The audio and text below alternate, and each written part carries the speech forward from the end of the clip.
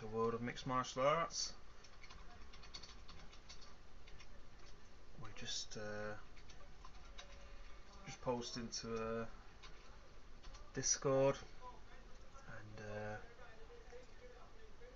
the forums. Just let everyone know they're about to go live. Today we're going to be continuing with our where we left. Sorry, we're going to be continuing where we last left off with Red Star Combat. So just start loading up now. Where we last left off, we just had Red Star Combat 3, and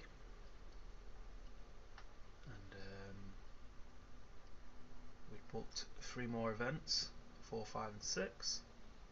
Oh no, that's event history. So there we booked 3 more events, 4, 5 and 6, and we'd also started negotiations with Eurocable Sports to start a subscription based TV show. Our next show is the last week in September, quite a while yet. Money wise, approaching 40 grand. We'll go back down by the end of this month. Where we also last left off, there was another company that just debuted in June, Sigma, or Signature Martial Arts. So far they've only got about 9 fights, I think. No shows booked, but they do have 10 million, so they'll probably be stealing every single one of our fighters now, or trying to at least anyway. So if we just get forward to the next Saturday,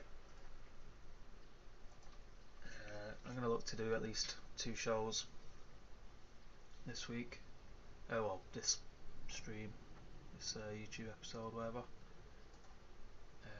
So we're looking at going to be doing Red Star Combat 4 and 5, and then I don't know about booking another event. It depends how these 2 go. I think the next weight class we have to introduce is lightweight, but again that'll be after Red Star Combat 5. We have enough people at the moment, and the money's not too hot. New decisions and new mail. Renegotiations with SportsTube. I'll just accept that. I've already got 3 shows booked with them. And then negotiations with Eurocable Sports. They've agreed to sign a broadcasting deal with us. We're going to sign it for 6 events so far. He signs. Just have a quick look at the matchmaking now. Just see whether we can start broadcasting straight away on the Eurocable.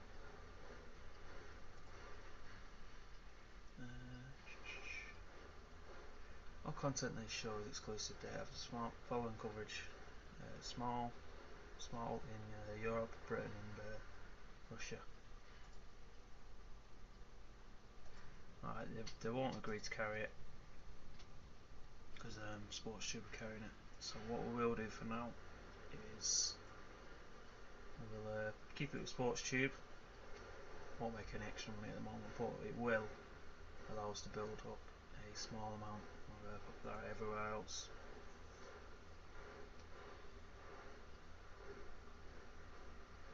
Actually, what I'm going to do, I'm going to change this first show to Eurocable just to see how it affects things. See whether we actually do make a decent amount of money. Because if we start making a decent amount of money, then it might be the thing to switch for, just so we build up popularity in these 3 core areas. So if we go ahead, actually I'll just check this to make sure our that still counts as a main event.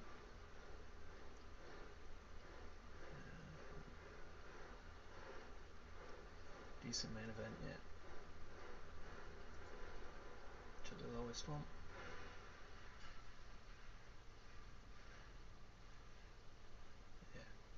So we'll try that, see how that goes, and then if it does go well, then we may switch fully to a subscription based show. Ideally we'd have pay-per-view, because you'd make a bit more money via pay-per-view, but there's no one will carry us at the moment.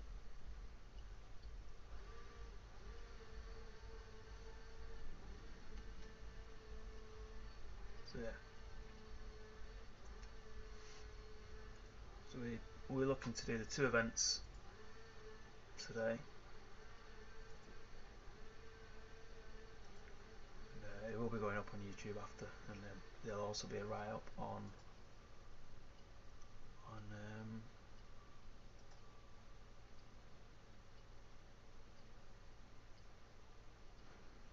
there'll also be a write-up on the Grey Dog Software forums.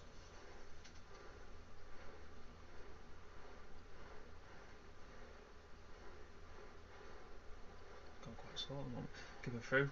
Yeah. So Narahara Takebe, I think he's national ranked in, mid-level regional in Japan. I'm sure there's one who's quite nationally ranked. So just skip forward 2 days now and go into September. See all the debuting fighters.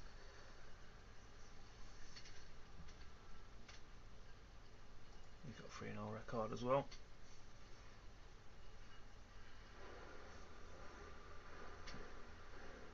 We start getting into our first event of the day as soon as September rolls around. There you go, Russian fighter. Already looking forward to his first fight, bantamweight. So I've got nowhere for him yet. Scottish fighter.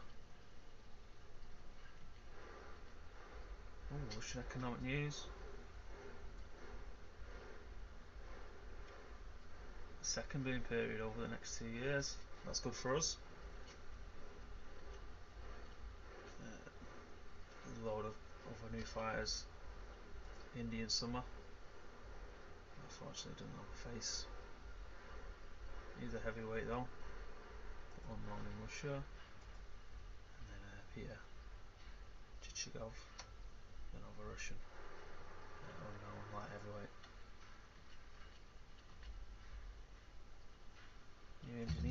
Gosh, just dropped my phone. A new Indonesian fighter, Malfe Robi, middleweight. We'll just check his skills. Leg kicker, loves to strike a Thai fighter. Give him a go. He's based in Japan. I thought he was based in Asia. Ask him to move a bit closer, and then we'll give him a sign.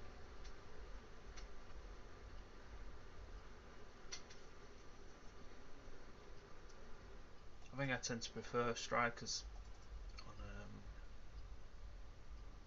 well, actually that might be a bit of a lie. I prefer fights that finish. I prefer to see submissions or TKOs or knockouts.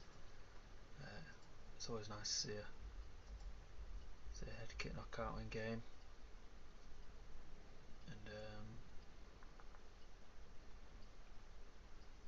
accomplished kickboxer. The rules for our federation or group, Red Star Combat, allow soccer kicks and stomps to grounded opponents.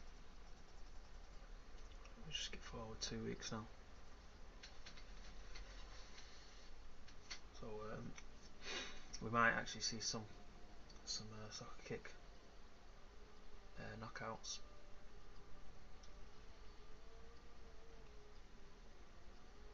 Anyway, yep, this will be our 4th event when we get to it in the last week, or the last Saturday of September.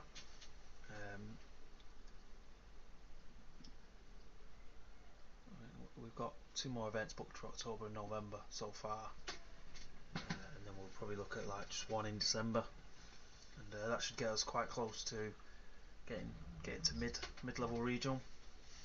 Well, we'll start making more money At the moment I think we're about 17% in low regional, so as we go on we'll get more and more money. Also we have to be able to have more fighters, more events. Now one thing I've never managed to do in this game is actually buy a second company.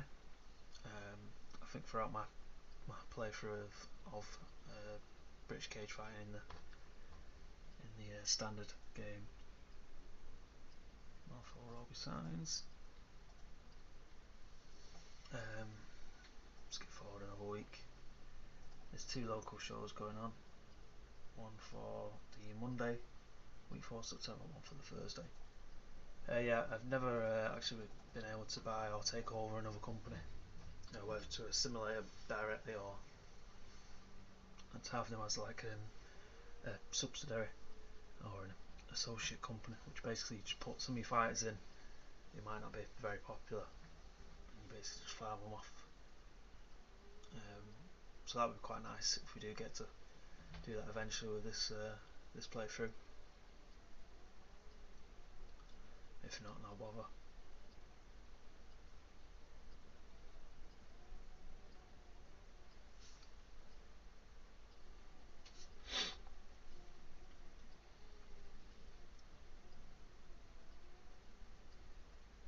So we're just skipping through the weeks now to get closer.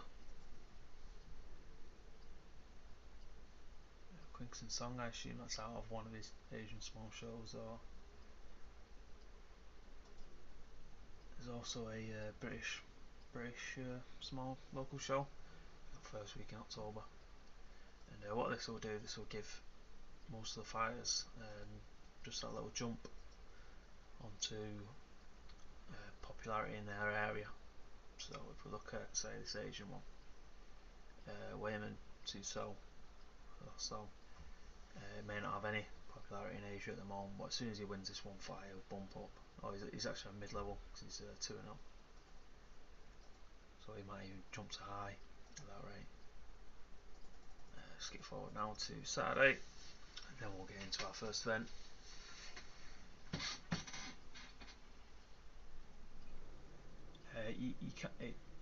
The local events, or amateur events, well, not amateur, local events, it can result in inflated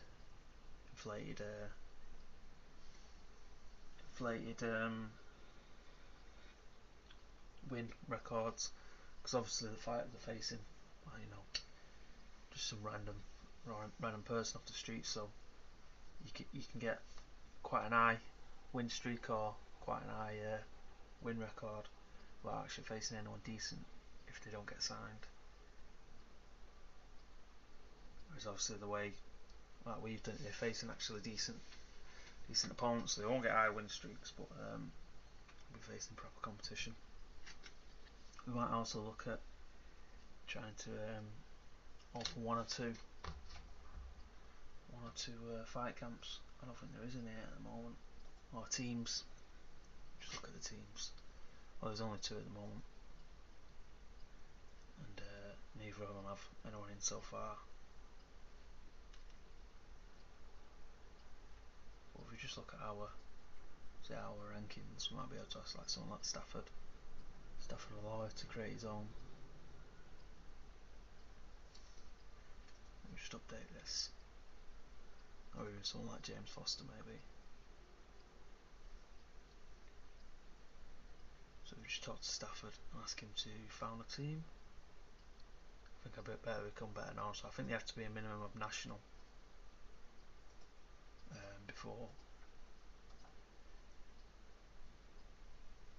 they're capable of founding teams. Ask him to found a team. A little too young, only 23. If I ask him to join a team, no teams to join. So we go now back to our news. We have the official weigh-ins. Every fighter made weight, and so all that remains is to look forward to the fight. There's Eijiro Yanagita, who's mid-level regional in Japan, based on his 3 fights. no 3 victories.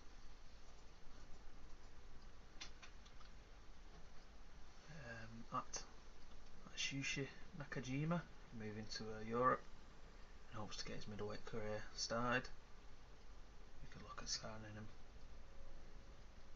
It's quite expensive though. We lost 10 grand over the month due to promotion for this event. 10 grand per event. We'll skip forward now to our event. So we have Red Star Combat 4. The show is taking place in Moscow. Our main event tonight is Arseny Witt versus Albert Isidore in the super heavyweight department, super heavyweight division. And then the co-main event we have Bogdan Chuknova versus Yoshinobu Tanaka in the middleweight division. Might as well continue.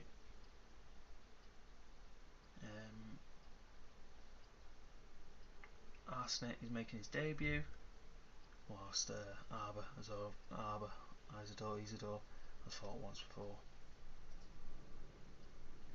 We get straight to it, so we open our preliminary fights with Troy's Skullcrusher back, I'm going to assume that's back, versus Papa Bear Solomon Austin, Pizza King. So our first prelim fight is coming up, so we'll have 3 5-minute rounds. And crikey, Troy's back is massive compared to Solomon Austin. We start round 1, and there we go, they touch gloves, and they're brawling. Solomon Austin looks to take advantage with strikes, whereas Troy's back is more of a wrestler.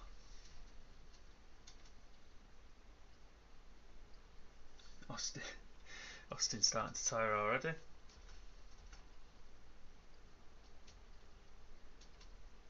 Austin's starting to slow down already. This is quite a problem with super heavyweights. You've not got the best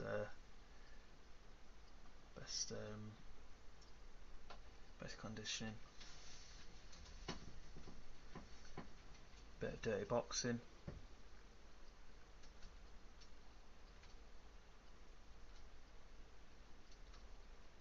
Vicious foot stomp. Austin hits back with a uppercut. And a few strikes. And the referee separates and brings him back to the centre. So they weren't doing much against Cage. Austin looks very, very tired, and round 1 ends. Austin should get that based on the amount of strikes he did. We just check the fight metrics. They might look quite prolific due to the, you see there, 20 punches versus 3 of Troy's back. Dirty boxing will boost the statistics and make it look like they're quite active. Round 2 starts, and there we go. A small cut has opened up underneath the eye back due to a solid right, and both fighters continue to come together and strike. Austin definitely seems to be in control with strikes. Austin looks shattered and can't stop back pulling him into the clinch. Austin attempts to wrestle back to the floor, but back maintains his solid base. And Austin looks totally gassed. Austin tries another takedown, but he's blocked. They come together and strike. Back starts to slow down now a bit.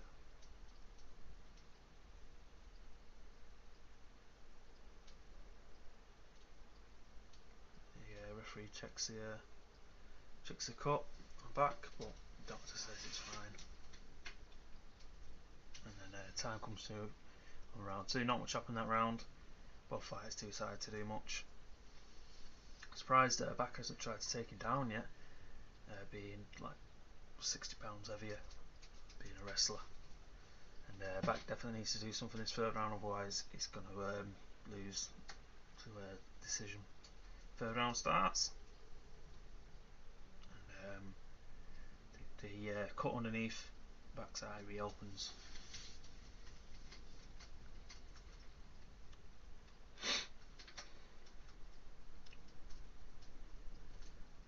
A few more strikes, not much is happening. So it doesn't seem to be a very exciting fight, this. It looks to take down Solomon Austin, but it's blocked. Austin pushes back up against the cage, and the referee pauses the match, check the cut on back. The cut's fine, says the doctor, and we go back to fighting. Back starting to slow down. I assume he's not as tired as Austin, he was tired within the first 20 seconds.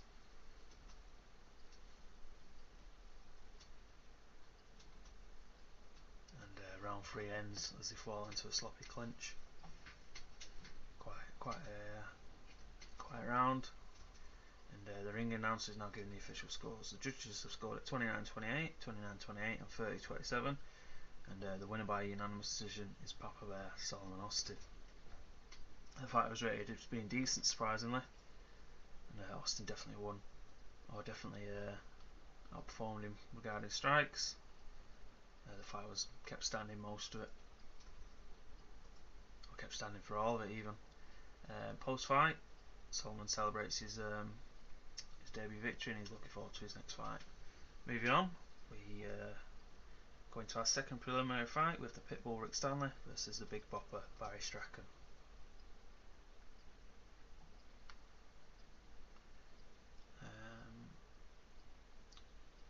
Rick Stanley has lost one fight.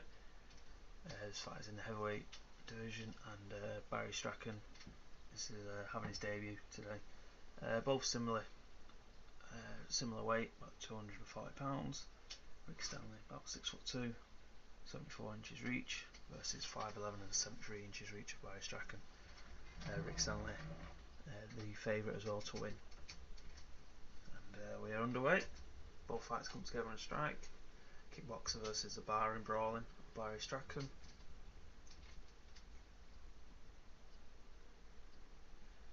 Thumping kick to the thigh.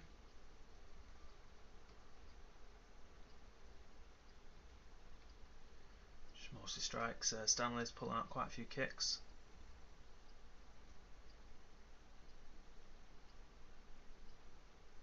Strachan has a broad grin on his face, proving that the last punch hurt him.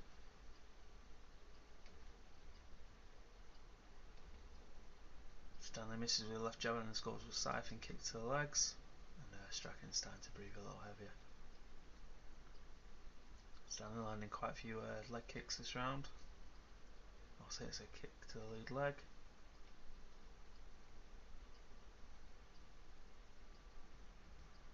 Strachan is being totally outstruck so far in this fight, and Stanley grabs Strachan, he looks shattered and pulls him into the clinch.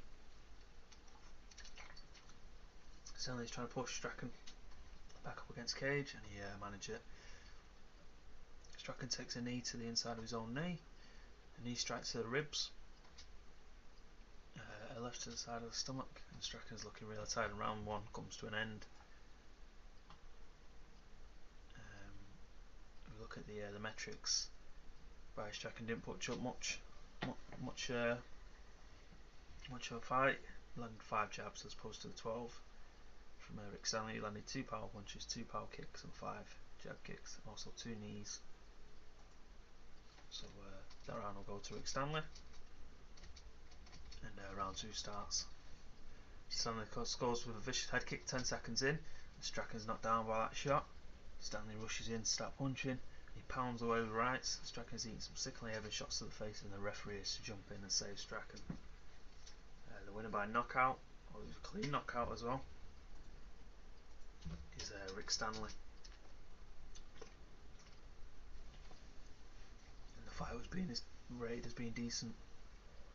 So only 30 seconds into round 2, and Rick Stanley manages to get his first win. Barry Strachan losing his debut. Rick Stanley name checks all his supporters and thanks all the fans who turned out to support him. He says that he's going to celebrate his win by heading to a local club for a victory party, and everyone is invited. Rick Stanley's a lively, charismatic speaker, and that'll help boost his popularity.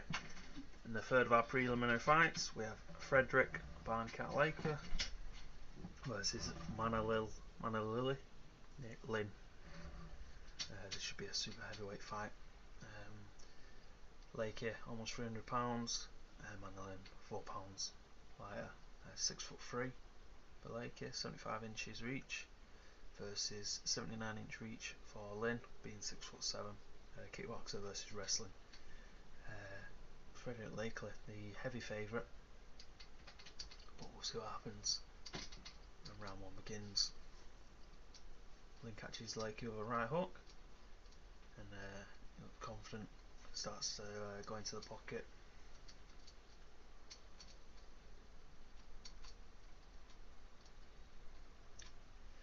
Lin definitely going head in strikes. Vicious high kick to the side of the head, and Lakey's not down. Lin starts pounding away on Lakey, looking to finish him. Lin pounds away on Lakey, landing several great shots that rock him, and the referee is forced to jump in and stop the fight. And Manalili Lin takes the victory by way of TKO. So the underdog manages to defeat Frederick Lakey in 2.5 minutes of round one, and the fight was being rated as great. Nice exciting finish there.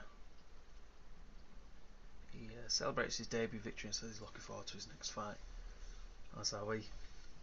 And opening our main card now, we have another super heavyweight fight. We have Asa Halpern versus Eugene the Bear Claw. Both similar weight, 6'4" for Eugene Claw, whatever, 6'4", 268 pounds, with a 77 reach advantage, or 77 inch reach. He's also won one fight, and he's the slight favourite versus Asa Halpern, who has a reach of 73 inches, 6'3", and 275 pounds. Boxing versus wrestling. I think quite a few of these matches tonight with the striking, or the more strike orientated fighter winning. So we're underway. Round one of 3, 5 minutes on the clock, and away we go. Halpern steps in looking to unleash, and manages to get a left but misses with a right. Claw comes in looking for a takedown. He gets a big takedown, managed to get side control as a result.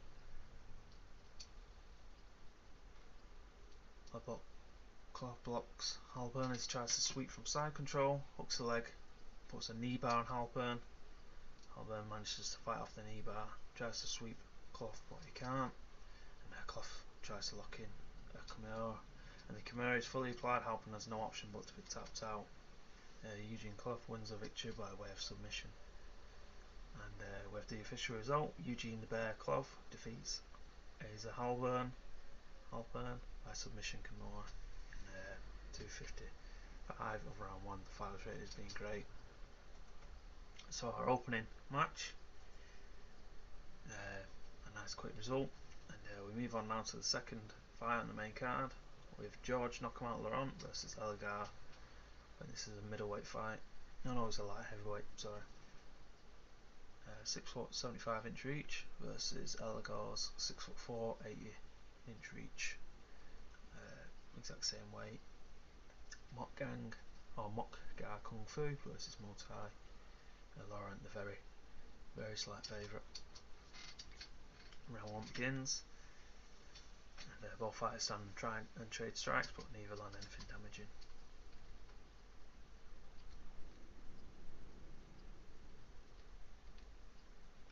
Elgar seems to be managing to land strikes, and Laurent missing.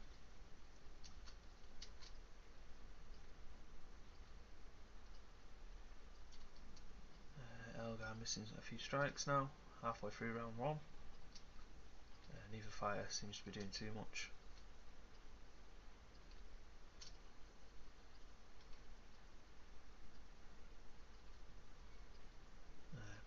Nothing's really happening in this. Can't really say much. There's nothing going on. Elgar slightly leading in strikes, but a round that didn't really showcase much. Round 2 starts and both fighters step into strike, and Laurent misses a left hook and he's countered with a left jab and a powerful straight right, and Laurent is knocked down by that shot. Elgar starts pounding away on Laurent, trying to finish him off, and he fires away with punches, and Laurent takes several shots that threaten to end the fight, and Elgar carries on firing away with punches but does little to no damage, and Laurent, who's on his back, tries to transition to guard, surviving being knocked down, and now we transition to the ground. Elgar tries to lock Laurent in a Kimura, and Laurent fights it off. With no progress being made, the referee decides to stand and back up, and Elgar takes a few gulps of breath, showing that he's starting to tire. We now past the halfway mark of round 2. Laurent's starting to slow down as well. Catches Laurent with a right hook. We're moving to the final minute of the round. Ronaldo has kicked to the body from Elgar. Laurent so far not being able to do much. And round 2 expires. The commentator says that round should go to Elgar. I think we can agree based on the 2 knockdowns, or the 1 knockdown and the significant amount of strikes. George managed to survive. And he needs to get a finish this round definitely if he wants to go on with a win. Round 3 begins. 2 fighters engage. Elgar attacks with 2 jabs that are followed by a spin kick to the body. Both fighters meet in the centre, and Laurent continually missing. And he's hit by a right head kick from Elgar. And covering up, Laurent backs off until pressed against the cage. He is hurt by that big strike. Elgar's trying to force Laurent into a Muay Thai clinch. Laurent is too groggy to fight off and ends up caught from the clinch. Laurent gets hit with a knee to the side of the face, and it's enough to knock him out cold. The winner by knockout is Elgar with a knockout by a knee and a Muay Thai clinch in 1 minute 10 of round 3. The fight was rated as being decent. George Laurent not offering much then to face off against Elgar, and we move into our 3rd fight of the night with Frank Analysis, the semi-finalists, the runner-up to our 1st heavyweight tournament in Red Star Combat 1 versus Gavril, the insurance policy, Rochev. I don't think Rochev has won the fight. No, he lost his debut. He's also the underdog, 5'11", 224 pounds, reach of 71 inches versus 6 foot. Frank Analysis, 72 inch reach, so there's a 1 inch reach advantage. He's also slightly heavier and has a better record, having 2 victories and 1 loss. His only loss result against Stafford Alloy. Street fighter versus freestyle wrestler, Frank Analysis being the favourite. So round 1 begins, and they touch gloves. Analysis steps in and grapples, and he attempts to take down Rochev to the floor, and Rochev can't stop the takedown and gives up side control. Analysis tries to ensnare Rochev in the armbar, but he defends himself and is in no danger. Analysis tries to go for another submission attempt, this time a Kimura, and the Kimura is locked in tight enough that Rochev has to tap out. Very quick victory for Frank Analysis there. He wins by submission in at the start of the 2nd minute of round 1, and the fight was rated as being good. Move on now to the post-fight, and Frank Analysis thanks everyone, and when he's asked who he'd like to face next, he calls out Stafford Alloy, saying he'll kick his ass. So a rematch on the card there possibly. Stafford Alloy has also been called out by Nakimoto, I believe. I can't remember his name. Another heavyweight fighter. Coming up to our co-main event now, we have Bogdan Chukchanova versus Yoshinobu Spirit-Ro Tanaka. Tanaka lost his debut, and Bogdan is debuting today. Bogdan, the local lad from Moscow, he's 5'9", 68 inch reach versus 5'11", 75 inch for Tanaka. Kickboxing of Bogdan versus the wrestling of Tanaka. Tanaka the heavy favourite, but we'll see what happens. And Chuchnall gets a loud ovation from the crowd as he makes his entrance. There's the opening bell. 3 5-minute rounds, and away we go. The fight's touch gloves. Chuchnall so far taking the lead in strikes. Starting to breathe. Starting to tire already. 1.5 minutes into the round. He's having to start to push himself now in his corner. Respond by urging him on a little louder. And Chuchnall doesn't look like he has much left in the tank 2 minutes in. So far nothing from Tanaka. Tanaka sees his chance and grabs Chuchnall into a clinch. Manages to get a few punches landed with some dirty boxing. Pushes him up against the cage. A few more strikes from dirty boxing. And the round's coming to an end with 1 minute left.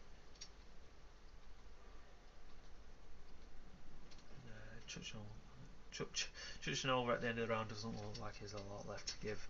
Absolutely shattered the poor lad. Just in the first round, Tanaka, as soon as he got the clinch, was landing quite a few strikes.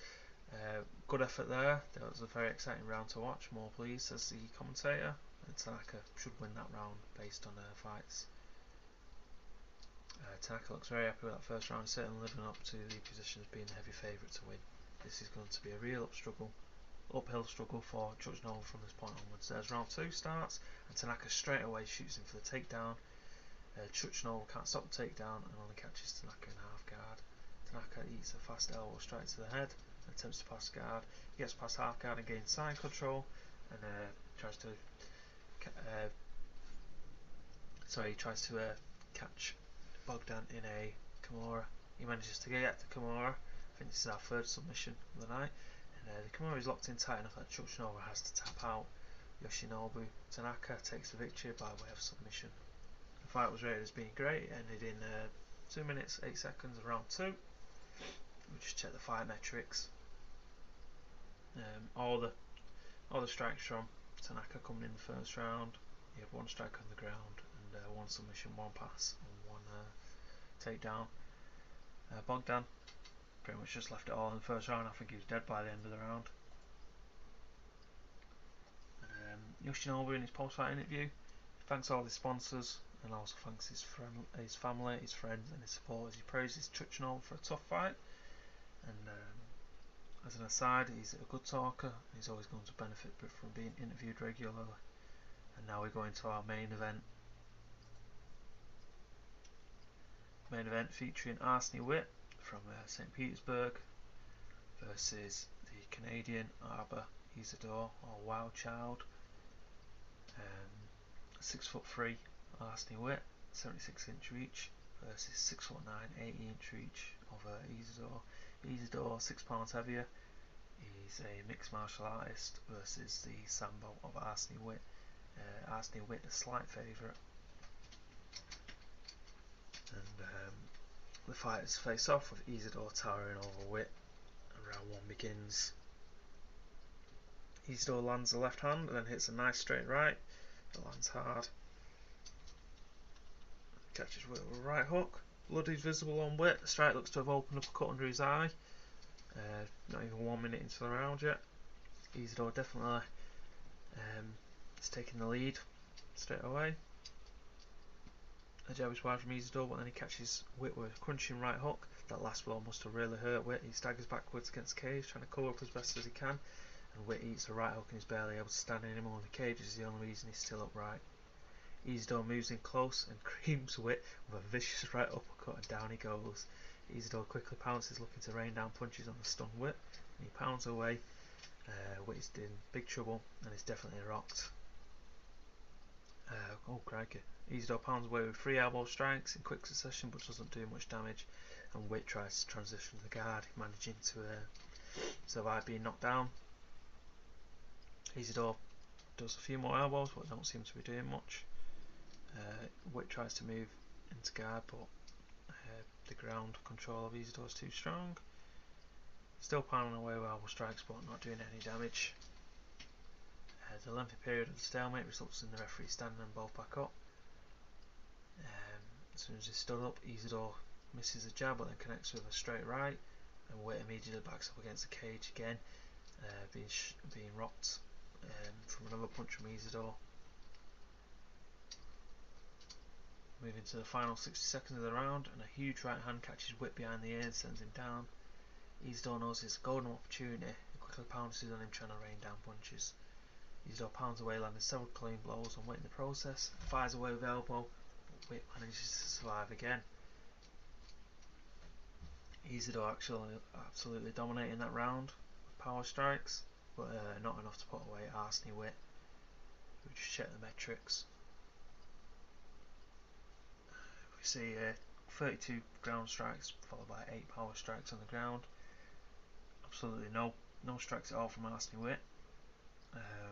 8 power punches, so upright, and 5 jabs. So Arseny Witt doing absolutely nothing that round. The judges score it about 10-8 to Isidore. Now the cutman goes to work between rounds trying to patch up Arseny Witt. Round 2 begins and Isidore steps in looking to unleash again. Hits Witt with a beautiful straight right. Witt bats off, dazed. He backs up and covers up. He's dazed. Isidore comes forward. He knows there's a chance of victory. Witt is trapped against the cage and nowhere to go. Another big strike. Catches Witt flush and snaps his head back. Witt throws a vicious Isidore throws a vicious right upcut to try and finish Witt, but he's able to dodge it. And Witt manages to clear his head and circle away from the cage back to centre. So Witt manages to survive loads at the moment. He's survived at least 3 knockdowns now, or 3 points where he's gone quite groggy.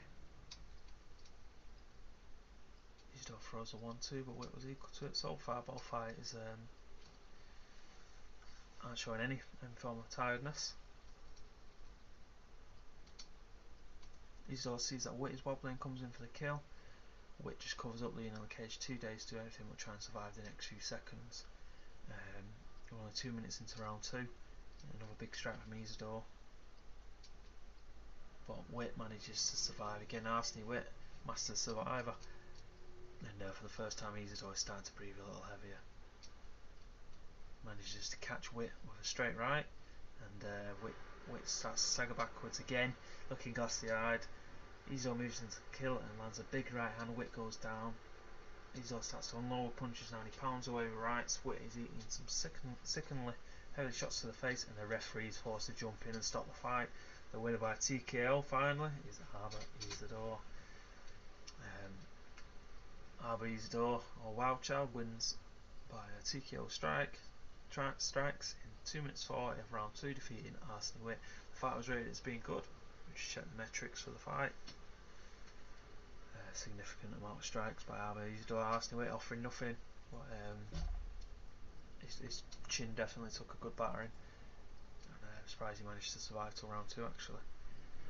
In the post-fight interview, Albert Isidore thanks his supporters and all his fans. Visibly delighted, Albert Isidore celebrates starting his Red Star Combat career with a win, and he's described as being the whole package. A charismatic talker with looks to match. He's a real superstar quality, so he'll definitely be leading our super heavyweight division. Now go to the post event summary. We had an attendance of 295 in Moscow for a gate of 21,417, commercial rating of 34, so it's just below mid-level regional, critical rating of 71%, and our show was broadcast by Eurocable Sports. Oh crikey. Minimal popularity growth, 0.4% in Russia, 0.3% in Britain, and 0.3% in Europe. We see how much we actually made now. Post-fight event awards. Yoshinobu Tanaka wins fight of the night.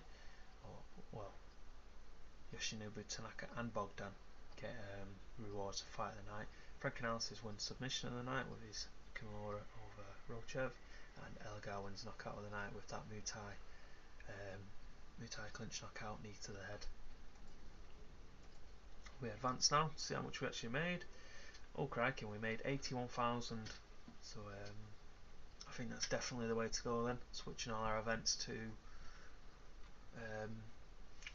Euro Cable Sports. It may mean our popularity is quite slow to build, because we're not obviously broadcasting to the rest of the world, but we can have everything.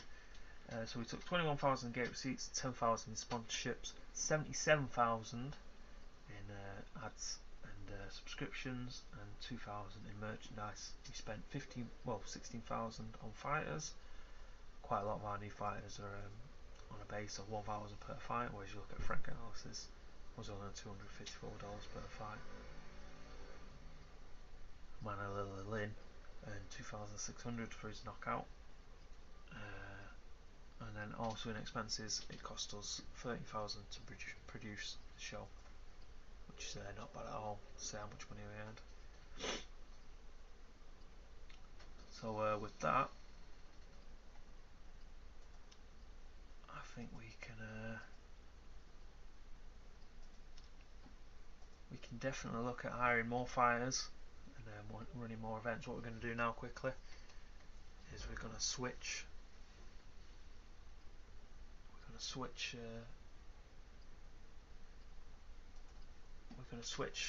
Red Star Combat 5 and Red Star Combat 6 over to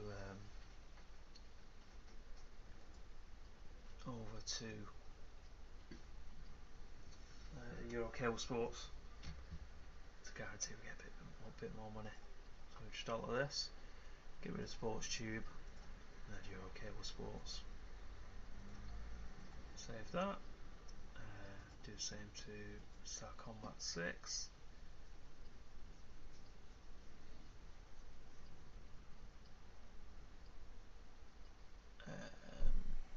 All of this, get rid of Sports Tube and Euro Cable Sports. What this will mean as well with the new sports subscription or television show, you can afford to move away from like the big lucrative places. So say we was in London, we go to London. London's 85. So if we were hosting an event in London, we'd make loads of money. Whereas if we went to Eastern Russia, so I think Siberia, there's only 25% there.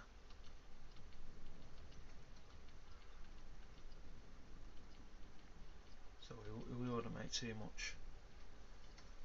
But it's food for thought anyway. We check who's available for December, Sunday. So New Year's Eve event. We should have quite a few available by that time. But obviously all these fighters doesn't necessarily mean they actually are available. So if you see Frank Analysis has just had a fight, so we could have something like now, like a month needed to be off.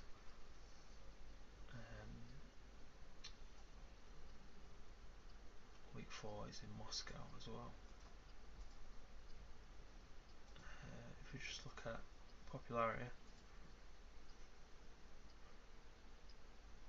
because what we could always do now that we've got the TV show, we could always do events in Britain and Europe to try and take advantage of that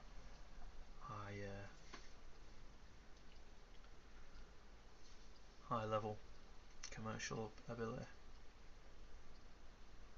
So if we look at other European, we go down to Eastern Europe now, 25%, 20% in Russia, in Poland, sorry, 30% Scandinavia, Southeast Europe 30%, Italy 30%, Iberia 30%, Germany 65%, so Germany not bad to have an event in, Netherlands only 35%, France 30%, Wales 20%, Ireland 55%, Scotland 60%, North of England 57% for some reason, Midlands 65%, and obviously London 85%. So we could actually have an event over in London, take quite a lot of money. So we might look at that in the future. Just to do a quick save now. We're 50 minutes in. So what we may do for the rest of this episode is just hire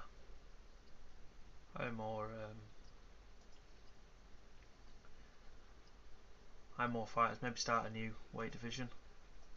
Yeah, they're both gonna have Euro cable. Maybe start a new weight division.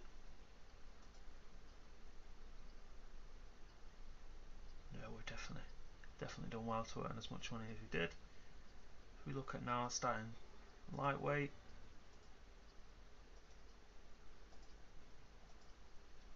there you go.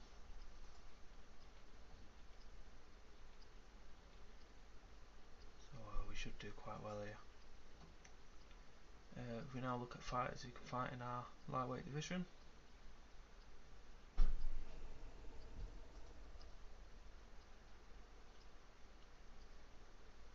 go to search now.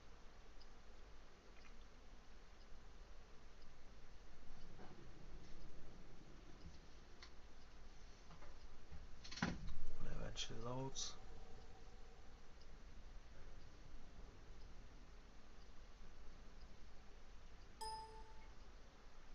If we go to unemployed,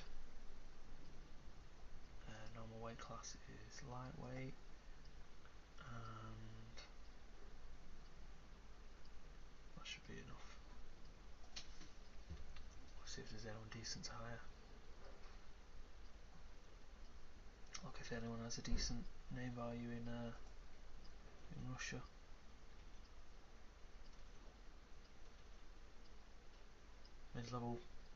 Mid-level in Europe and Russia. Georgia Tarantula, still open. He's won 3 fights against local fighters. Won by strikes 3 times as well. So he'll probably lead our lightweight division based on his popularity.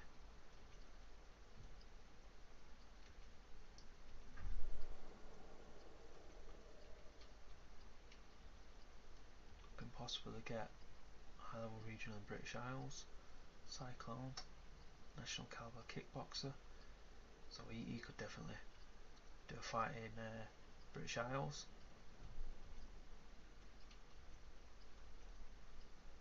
Got a mid-level Japan there.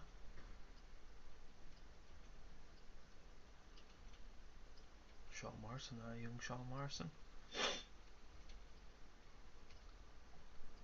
Mid-level in Asia. Mid-level in Asia again. Right. So what I think we'll do, we'll take these 2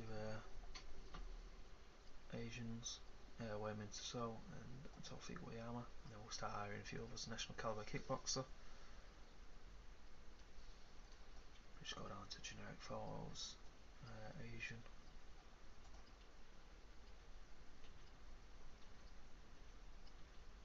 That'll do. Negotiate with him now.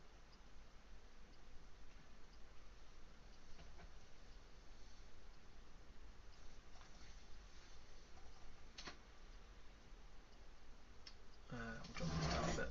350. I think he's going to ask for more bonuses. Yep. Let's knock this up to 9.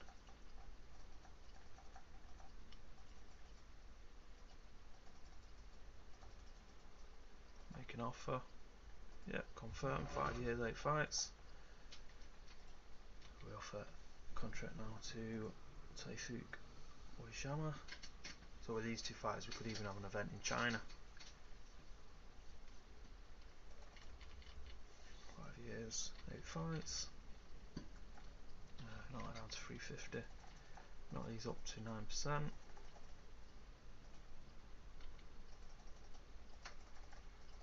9%, make an offer. He wants a bit more money. Would you do 365? Yep. I just noticed it was at 8% in one of them then. That's probably why I didn't want to come. We're going to ask Sean Morrison to come and join us. Sean Morrison, quite dominant in Gamma in the normal game. 22 years old at this point, in 89. So we're going to look at hiring him So you're known for having a killer guillotine choke. Look at him, 5 years, 8 fights, 365. See where we can make it without. Nope. I'll give him 9% on everything as well. Eventually, once you start getting to like national, you're getting pay-per-views and stuff, and you start to make millions per event. This all becomes monopoly money. That's when like contracts can start getting quite annoying. No, we're not going to sign him for £900 per fight. Oh, nine grand, sorry, per fight. High level regional British Isles. So we could definitely have him. Definitely have him in a high based British fight.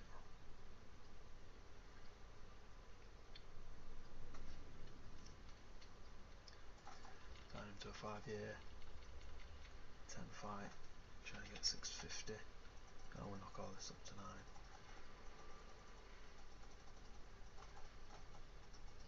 A lot of clicking. Not happy with the overall package. He wants more. Try 750.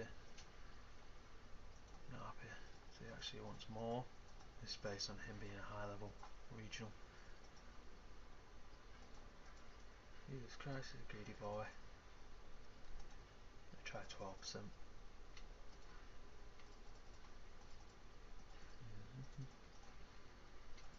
That should be enough, hopefully. Still not happy. We go to 15 for everything. Good news is he only wants almost 3 grand per fight, so there we go, big offer. We just give him a face as well. He's Asian English. So we go to females.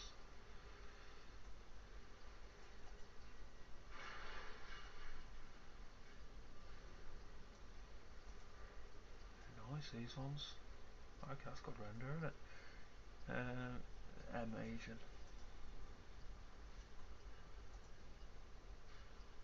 That'll do. Cyclone Kai Collins. Low level regional British. I'm looking to try and set up a. I think we've already negotiated with Stolten, haven't we?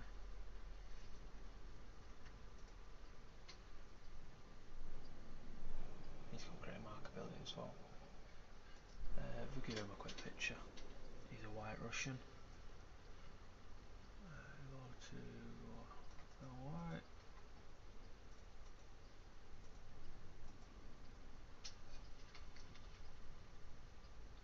That should do. And then we'll negotiate with him. So there's another person who could potentially carry the division based on his popularity. 8 fights. I should knock all this up.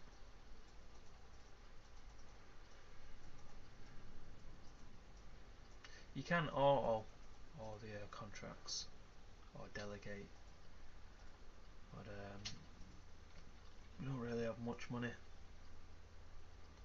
So we've got 5 so far coming in. We just look for another potential British person. I think we might have to go with the Scottish guy. We could potentially have an event of seeing kind. Yeah. We could have an event in Britain. A big money event. I was looking for a pen to write his name down, but there we go. So I think we'll have a London event soon. So we have Kyan Valance versus Kai Collins.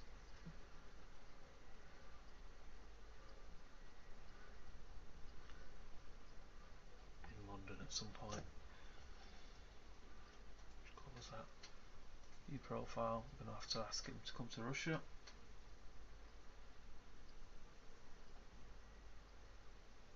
Well, we may as well ask this guy. Don't know what's going on with the game there. Seems to be switching around a bit. But we do need quite a few fires. So we just get this guide. 5 years, 8 fights. Come on down.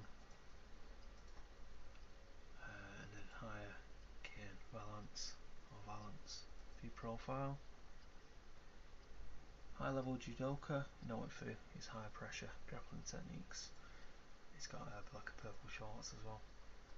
I think this is one of the custom renders. That was quite good anyway.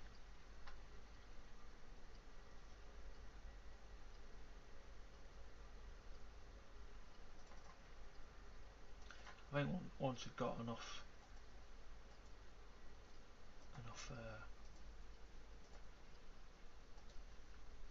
negotiations on the way, we are going to finish this episode. We've been going about an hour now.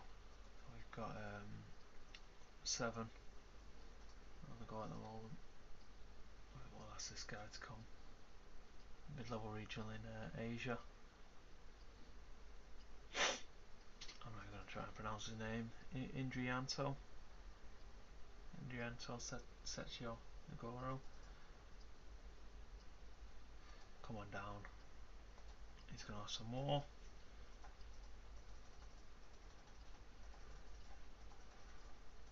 With the success of our first subscription based event, we're definitely going to be splashing the cash wherever we can.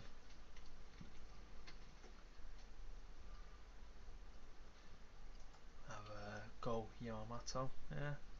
Strong striking, strong markability, strong menace. We ask him to move a bit closer. Yep. He has the ability to mount great comebacks when he's in trouble. He explodes into life when the bell sounds as well. But 5 years, 8 fights.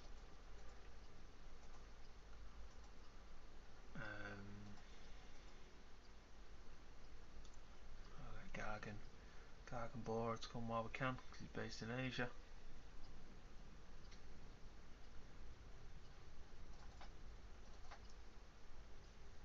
You might ask for more, yeah.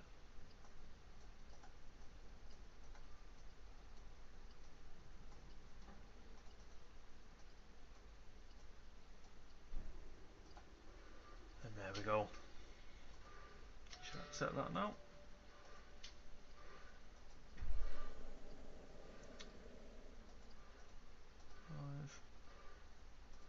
So there you go, that's 10. I'll just see if there's any more. I think we've got a negotiation going with him, haven't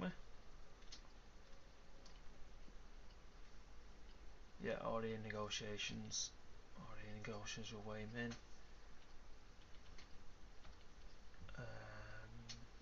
So Carl, yeah.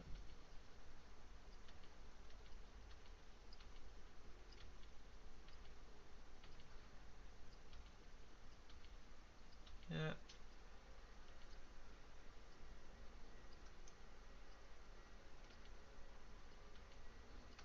He's got strong markability, accomplished jiu-jitsu. I think we'll take this guy though. So we'll just ask him to come to Russia as well. And then I think we'll call it a day then.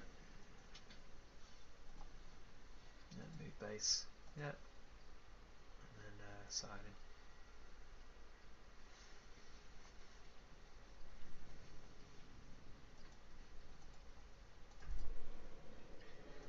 5 fights. 10 fights, 6 years.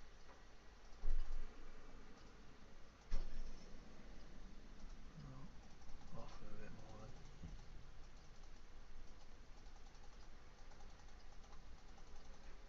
Away we go. Yeah, there we go. That should be about 11 or 12 new people.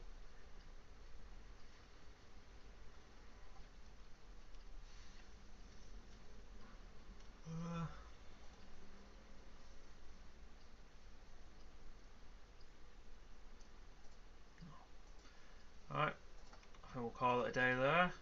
We had a Red Star Combat 4, in which Isidore beat Wit by TKO strikes in the main event. We made loads of money because of our new subscription based show, and things are looking even better than when we started. I've been C.H or Carl. Thank you very much for watching, and I hope you enjoyed the stream. Thank you.